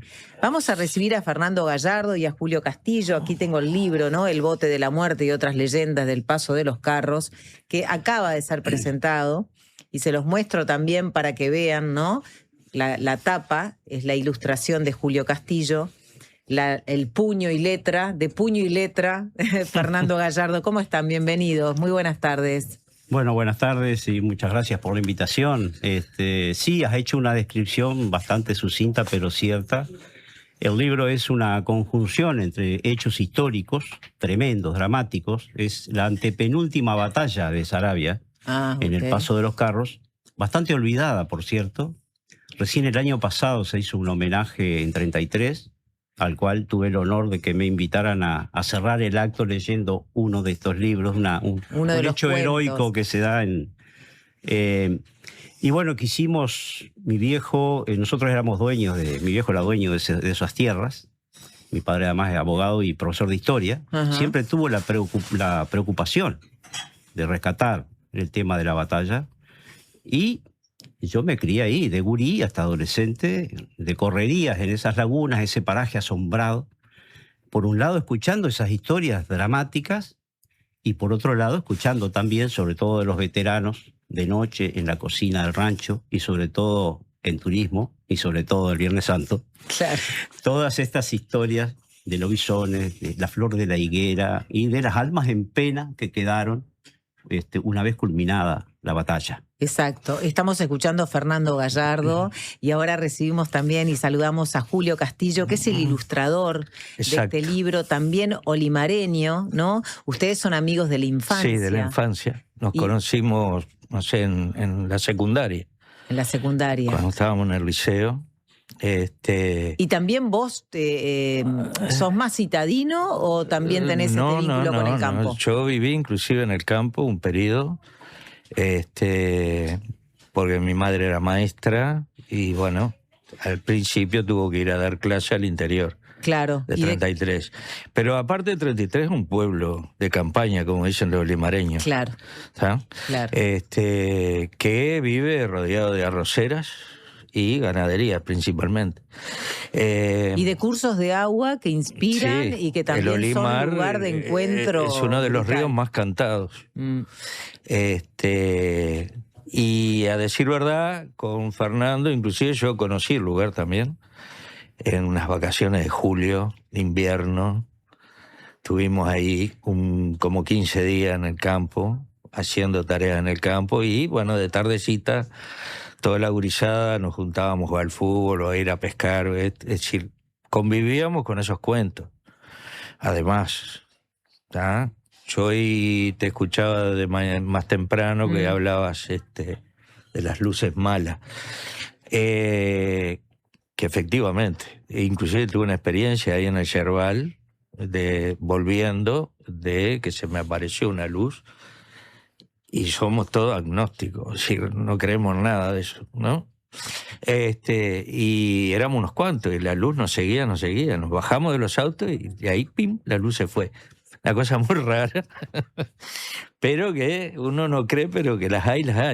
Exacto. Y de alguna manera, entonces, ¿ustedes cuándo resolvieron juntarse para contar estas historias, ¿no? Para escribirlas y para ilustrarlas. Las ilustraciones realmente son hermosas. Enseguida vamos a compartir un video donde se pueden ver, aquellos que nos están siguiendo por streaming, se pueden ver esas ilustraciones. Pero ¿cuándo resolvieron entonces hacer este libro? Bueno, en realidad fue una tarea arqueológica. Bueno. Porque de los escombros de nuestras vidas surge estas vocaciones. Él de pintor, excelente, que siempre estuvo en la modestia, nunca se mostró, nunca quiso exhibir, yo lo obligué ahora. Y yo vocación de escritor desde niño, que nunca publiqué, si bien se me han publicado cuentos y poesía y he ganado algún concursito de cuento breve, por ejemplo, en Perspectiva, esos concursitos que aparecen. Nunca me decidí a publicar. Y él conocía algunos de esos cuentos y le provocó empezar a dibujar en función de los cuentos. Cuando programamos el lanzamiento, que fue el miércoles pasado, él ni siquiera quería mostrarlos. Obligué a encuadrarlos, se pusieron en la pared. Y es un pintor formidable. Además de un creativo que ha ganado premios internacionales en empresas de publicidad. No, porque él dice porque se equivoca. Pero de 33 a Cannes, es verdad. Eso sí es verdad. Eso es verdad. León de Oro en el Festival de Publicidad en Cannes y un León de Plata en Nueva York con una pieza de la Volkswagen. Ah, sí, el Olimar da frutos. Ah, lo dije, macho. Sí, digo, honestamente nunca pensé que iba a terminar, si bien siempre tuve inclinación por el dibujo de niño. Bueno, nunca pensé que mi oficio iba a ser ese. Inclusive yo inicié el trabajo antes de las computadoras, de que existieran las computadoras. Claro, me imagino. Y entré, me acuerdo, en la agencia de publicidad Capurro, que como ilustrador bocetista. Así vivía dibujando. Y bueno, nada. Y después eso al tiempo me llevó a eso que dice Fernando con otros compañeros, ¿no? Porque era un trabajo colectivo. Si bien la creatividad tiene una expresión personal, hay también en la agencia un trabajo colectivo. Claro. Digo, no es solo mérito mío. Está claro. Claudio Invernici estuvo, de hecho, en la presentación del libro, que fue el 24 de junio, creo, en la Casa de Residentes de 33. Exacto. Y en un momento de la presentación, que realmente es exquisita, si quieren pueden verla en YouTube, él cita a Louise Glück, ¿no? Una poeta estadounidense, que dice: miramos el mundo una sola vez, en la infancia. El resto es memoria. Y de alguna manera esto lo trae Claudio en la presentación, porque justamente ustedes lo que hacen es rescatar, ¿no? Esas historias que quedaron en esa memoria de la infancia y de la adolescencia, ¿no?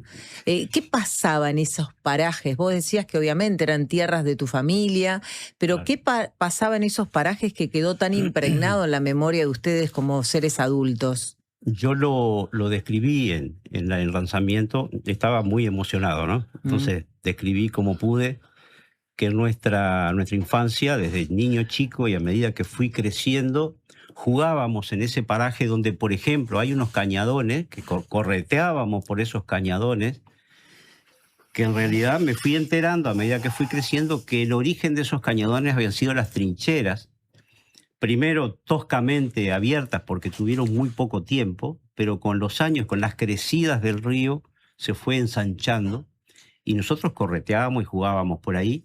Y a medida que correteábamos y jugábamos en el monte, yo digo que nos fue atravesando la metralla de esa batalla. O sea, a mí como niño, se me creó incluso una angustia que luego logré proyectar en estas cosas. Según un terapeuta. Pero quedó una angustia. Pero me quedó grabado para siempre todo lo vivido y lo escuchado. Y bueno, con un poco de ficción que le pusimos y mucho humor también, ¿no? Porque ahí, ¿cuántas muertes ocurrieron también? Capaz que para darle un poco la dimensión de lo que fue esta batalla, alrededor ¿no? de 500.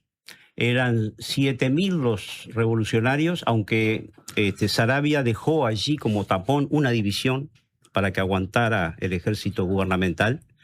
Y él siguió hacia la isla Patrulla, porque el terreno era más propicio para enfrentar el ejército.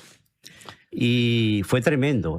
Además, el degüello. Una de las cosas que de niño a mí le preguntaba a mi padre como profesor de historia: papá, se degollaban igual casi a 100 años del Clemencia para los vencidos de Artigas. Se seguían degollando. Sí, eso quiero hacer una interrupción al respecto, ¿puedo? Sí, claro. Digo, es terrible, ¿no? Eso hablando del Uruguay excepcional, ¿no? De que hay toda una construcción en el relato de la excepcionalidad uruguaya con respecto a otros países, la tolerancia, todo. Bueno, a decir verdad, esto muestra que no era tan excepcional Uruguay.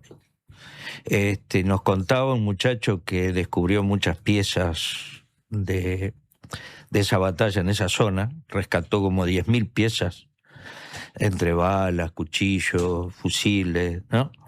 Que en el campo de batalla quedaban agonizando y nadie se hacía cargo del... ¿Por qué? Porque nadie quería ir a rematar al herido, al agonizante, por miedo a que el agonizante lo matara. Claro. ¿Me explico? Entonces Sí.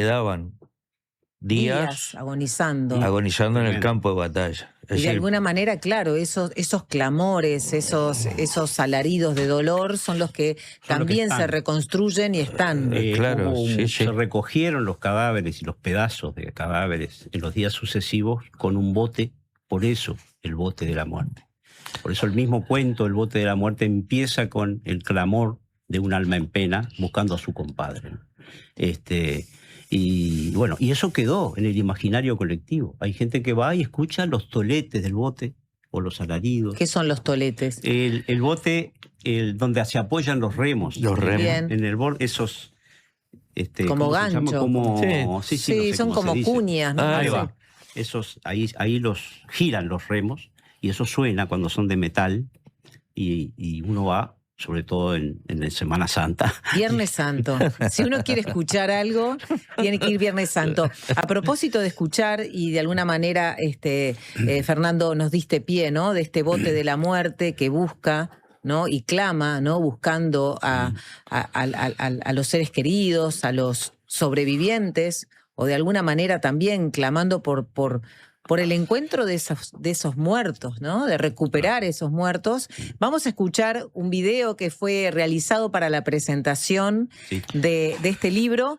Aquellos que nos están viendo por streaming aprovechan a mirar las ilustraciones, pero aquellos que están en la radio también van a poder conectar y de alguna manera esta voz que nos narra también revela el tono de este libro, ¿no? De estos cuentos, ¿no? Esa narrativa también lírica, ¿no? Cargada de emociones, de metáforas. Vamos a escucharlo.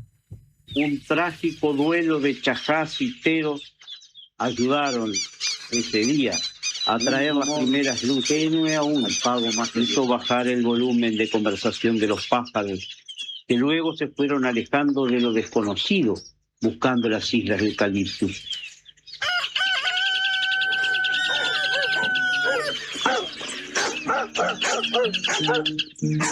Mediando la mañana, los primeros cascos de los revolucionarios, presurosos, temblaron la piedra, los arenales y la propia correntada del Olimar Grande, ahora transformada en queja premonitoria.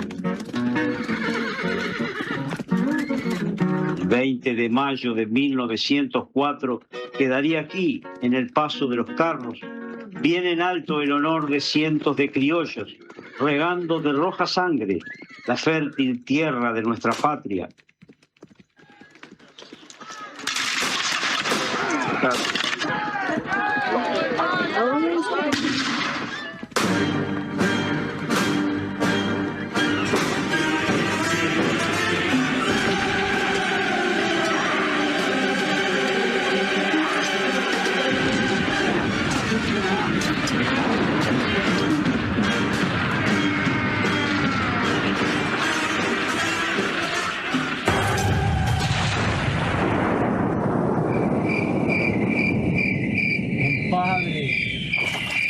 Compadre, compadre, ¿dónde estás, compadre? ¿Dónde están todos? Compadre, ¿dónde se metieron? Si yo los vi, estaban conmigo. Compadre, había bala cruzada, compadre. ¿Dónde se metió usted? ¿Dónde nos metieron? Había sangre y degüello, compadre. Había sangre y degüello.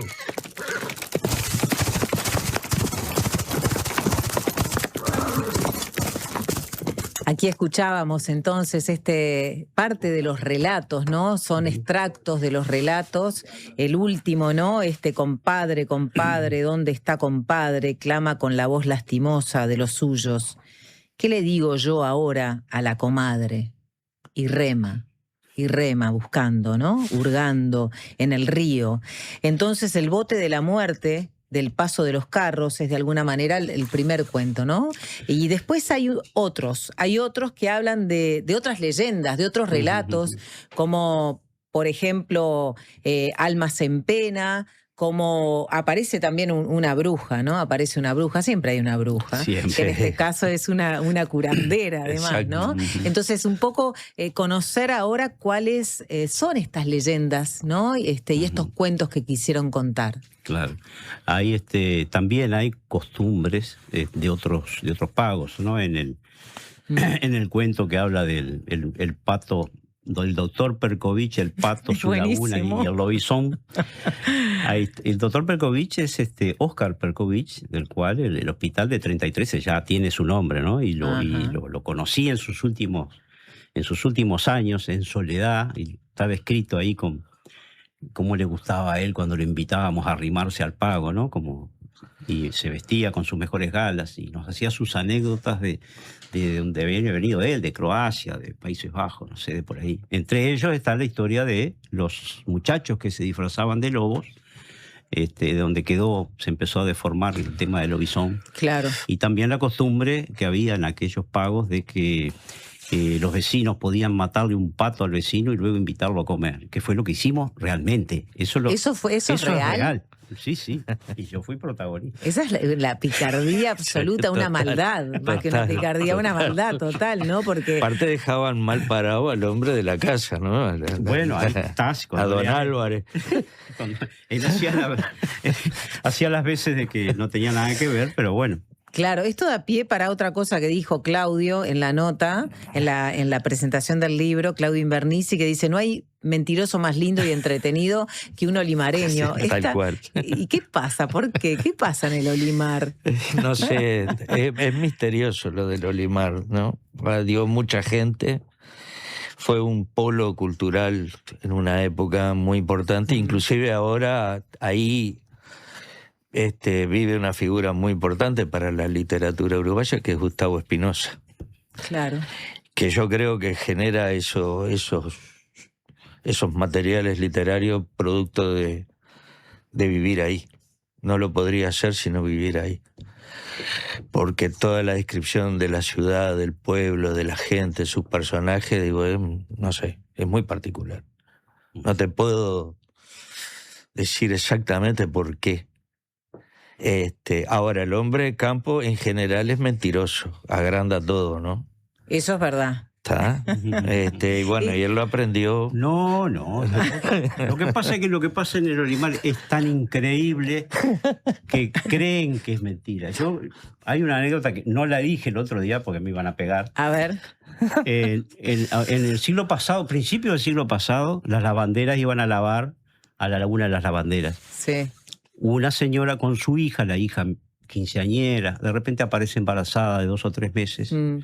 La mujer sabe quién es uno de los estancieros a los cuales le lava la ropa, y el estanciero se la lleva para la estancia, llevan la partera, da a luz. Es olimareño el niño que nace, nadie se enteró, se salvó el honor. Y un estanciero de Tacuarembó se lo llevó para criarlo. Usted puede seguir la historia. Y lamentablemente, justo el día del lanzamiento, en 1938, en un accidente de avión, murió en Medellín. Pero es un secreto muy bien guardado por nosotros para no generar incomodidad. Son muy buenos, son muy buenos contando cuentos. Tenemos que hacer una pausa. A la vuelta quiero que nos cuente, Fernando, por qué trajiste, ¿no? Trajo que es un facón. Es un facón. Pero lo dejamos por ahí, es un facón. Trajo un facón y tiene un sentido este objeto. Hacemos la pausa y enseguida seguimos conversando con Fernando Gallardo, con Julio Castillo, acerca de este libro de leyendas del paso de los carros en el Olimar. Ya venimos. Conducción, Carolina García. La Colmena. ¿Cómo es estudiar en la UCU? Es estar en movimiento, sintiendo cómo ideas, personas y lugares se transforman. Es conectar con otros para potenciar tus ideas y generar impacto en lo que nos rodea. Es ser parte de la propuesta universitaria más innovadora y actualizada del país, que te impulsa a desarrollar tus talentos. Universidad Católica del Uruguay, el futuro que está en vos y en nosotros. Buen día, acá Leo desde Colonia. Los escucho siempre desde el laburo. Gracias por la compañía todas las mañanas. Y aprovecho a mandarle un saludo a mi mejor amiga Belu, que estoy esperando que me venda el Swift. Dale, Belu, dale. Cuando compras un Suzuki 0 kilómetro, los futuros compradores vienen incluidos. Lleva al tuyo vos también y asegurate la reventa. Visítanos en suzuki.com.uy o en cualquier concesionario del país. Suzuki te entiende. Una radio para quedarte escuchando. La Diaria Radio 97.9. Y si me ves por la calle, no me mires pasar. Una de nuestras artistas más destacadas del momento lanzó un disco que unió a grandes voces como Paulinho Mosca, Laura Canoura y Gastón Paul. Cambio la mirada, cambio de repente. Alfonsina presenta en vivo Pausa y Fogueo. Y si vos también sentís que el tiempo va demasiado rápido, esta es tu oportunidad. Pausa y Fogueo. Presentación en vivo. Viernes 14 de agosto, 21 horas, en La Trastienda. Entradas limitadas disponibles en Pass Line. Invita Bizarro. Primero está la tierra, el origen, la esencia, lo que es único y propio de una localidad remota en la inmensidad del mundo. Después, la tradición y la historia, lo que cuentan los que entienden de los ciclos y tiempos de la naturaleza. Al final, está el cuidado y el respeto por todo ese recorrido. 6 montes, cafés del mundo tostados en Uruguay. Te esperamos en nuestra tienda en Rivera 2208, esquina Polié, o en la web.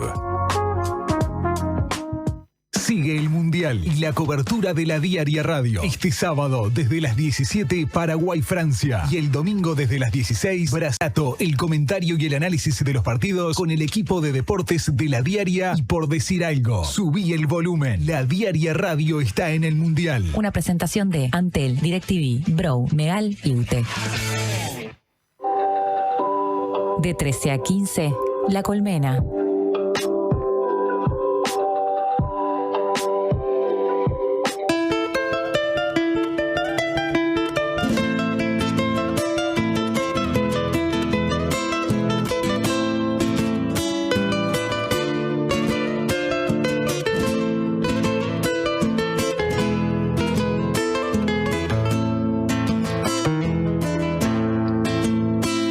Hay ríos que hoy son ausencia, en mi destino de andar y andar, pero ninguno me dio esa cosa que solo tiembla en el olivar. Estamos conversando entonces sobre este libro, El bote de la muerte y otras leyendas del paso de los carros, de Fernando Gallardo y Julio Castillo. Al comienzo leía esta frase, ¿no?, de que en el pago de ustedes hay 2 leyendas que se cumplen de forma inexorable. Quien bebe agua del Olimar vuelve. ¿Eso es así? Eso es cierto. ¿Está comprobado? Totalmente. Científicamente. Científicamente comprobado. Y dice que quien bebe del Olimar grande a la altura del paso de los carros un Viernes Santo a medianoche no regresará jamás, pero su espíritu quedará atrapado para siempre en un bote de la muerte, en la confusa conversación de las almas en pena, el aullido desgarrador de un lobizón, en la inquietud eterna de los perros fantasmas o en la desconcertante metamorfosis de un monstruo de la laguna que carga con la maldición de una cruz. ¿Por qué hay muchas lagunas alrededor del paso de los carros, no? 7 lagunas, sí, dice el libro. 7 lagunas. Sí, el título del libro durante muchos años, porque son cuentos que tienen años. Sí. El de la Laguna de la Cruz, que es el último, lo Sí. escribí cuando yo tenía 30 años, hace 40 años, y Mirá. está intacto. Por Mirá. eso dije hoy que hicimos una arqueología de rescatar cosas que hemos escrito. Pero bueno, por ejemplo, el tema de las leyendas, y ya de paso a explicarte por qué tengo este facón acá arriba de la mesa. Hay un peón que se menciona allí, Albérico Barbosa, además un peón real. Sí. Que cuando atravesábamos de noche, los adultos atravesaban de noche el paso para ir a una laguna que de pique seguro, no nos llevaban a los niños, era sin niños y sin mujeres. Claro. Como ahí esa laguna era custodiada por 2 perros fantasmas, el peón llevaba atrás, en cruz, este mismo facón, siempre. Lo está mostrando. Protegiendo, protegiendo al grupo del ataque, tanto de las almas en pena del paso como de los perros fantasmas. Y por eso lo traje para que nos proteja ahora, porque como tú leíste ahí, al final hay una advertencia quien bebe nuestra. del Olimar Grande a la altura del Paso de los Carros un Viernes Santo a medianoche no regresará jamás. No, pero fíjate. Creemos firmemente que su solo noticiamiento a través de estas lecturas puede traer efectos secundarios aún indebidamente evaluados. No nos queremos hacer responsables, por eso tenemos la cruz acá. Sin embargo, en la laguna de la cruz, ahí sí hay un monstruo, hay algo. ¿Hay algo? Que sale cuando ve una cruz. Ese es lo único. ¿Que sale cuándo? Cuando aparece una cruz. Usted lleva una cruz colgando, una cualquier. El bicho empieza a moverse. ¿De dónde sale eso? ¿Pero de dónde sale? Si nosotros le decimos, es porque... Están quemando el misterio. El tema... ¿Alguien leyó algo sobre el lago Ness? Sobre el monstruo. Puede ser. Y en las lagunas siempre hay monstruos. Seguro. Y el tema es que nadie puede hablar de eso porque muere o enloquece. Es como lo de la flor de la higuera. Igual. Claro. Ve la flor de la higuera un Viernes Santo. De la noche, Viernes Santo. Muere o enloquece. Yo creo que con esto ustedes podrían hacer un gran recorrido de turístico místico. Eso estuvimos hablando. Y hacer un recorrido y decir, bueno, nos paramos en la laguna, vamos abajo de la higuera, o sea, vamos recorriendo, ¿no? Son 7 lagunas que tienen todas una historia. Y hay una que la saqué porque la de Sarabia. Ahí porque hay ahí bajan extraterrestres y no nos iban a creer. Claro. Mira, tengo algunos mensajes para leer antes de despedirnos, nos quedan unos minutos todavía, pero no quiero dejar pasar esto. Es mentirosa la gente de campo, y si es pescador más aún. Hermosa nota, gracias. Y vamos arriba, Mario de la Figurita. Cristina de Minas, también. Buenas tardes, preciosa entrevista. Aprendí, me asombró, me asustó, me reí. Me voy a comprar el libro seguro. Hay alguien que también saluda desde San Carlos, Guillermo de San Carlos. Para Julio y Fernando, felicitaciones. Alguien que nos dice que la canción La Resbalosa hace mención a los degüellos de luchas internas de esa época que están hablando. Ajá. Luis de Bello Horizonte, La Resbalosa, mirá. No la tenía, podemos buscarla. Alejandro busca todo acá, nuestro operador estrella. Después, Fernando Gallardo, ¿será el mismo que en el 74 cursaba 5º año en el Liceo 14? Sí. Si es él, seguramente recuerde sus vacaciones forzadas en el Cilindro. Bueno. También a nuestro profesor magistral de literatura, a Paternain, ¿será? Sí, claro. Porque entonces, Fernando, y también vos, Julio, ¿estuviste en el Cilindro? No, yo no. Vos no, vos zafaste. No, yo tuve una caída a los 16 años cuando se levanta la huelga general en 33. Caímos un grupo con Fernando. Ahí nos largaron a la semana y en el 75 ahí fue una caída muy grande de jóvenes. Yo tenía 18 recién cumplidos y terminé en el penal de Libertad. Tuve 6 años. 6 años en el penal. Ajá. Por esa razón. Sí, por estar en contra de la dictadura. No, increíble. Por tirar papelitos. No, una locura. Con las manos limpias. Fernando, ¿y tú fuiste del grupo entonces de Liciales que cayó en 33? Sí, también. También, pero en tu caso fuiste al Cilindro. Te trajeron acá. No. Pasa que tuvo varias caídas. Ah, está. Bueno. Terminé en Punta Carreta y él estaba en libertad. Y mi padre también en libertad.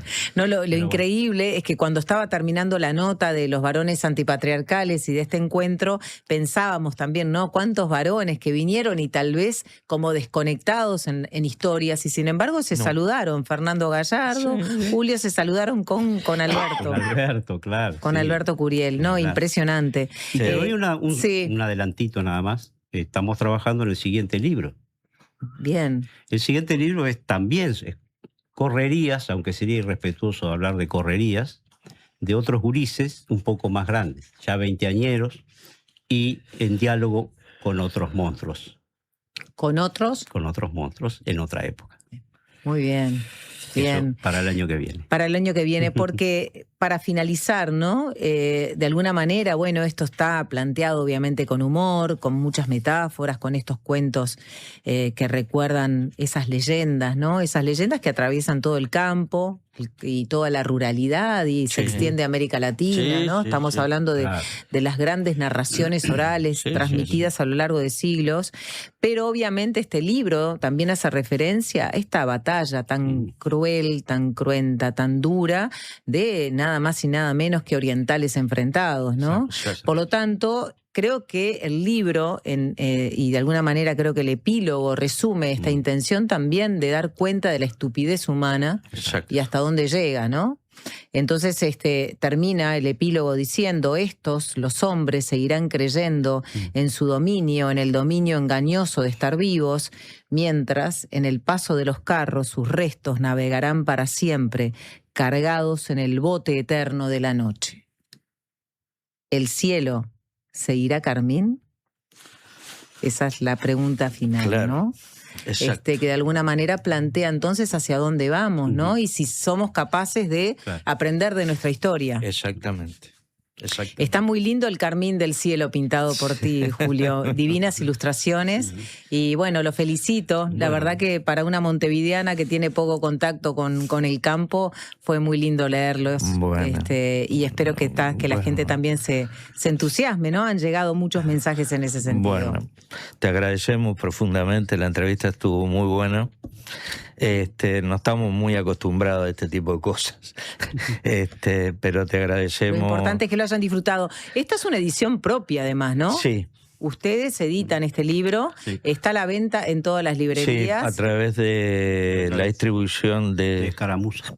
A través de Escaramuza pueden comprar entonces el libro, El bote de la muerte y otras leyendas del paso de los carros, y ya se vendrá entonces otra historia y otras leyendas. Y otras leyendas. Habrá que ver. ¿Van a seguir en una recorrida de presentaciones? ¿Hicieron esta presentación ahora acá? Ahora tenemos en 33, que corresponde, nos va a presentar Gustavo Espinosa. Justamente. Justo el martes vamos para allá para coordinar bien la hora y el lugar.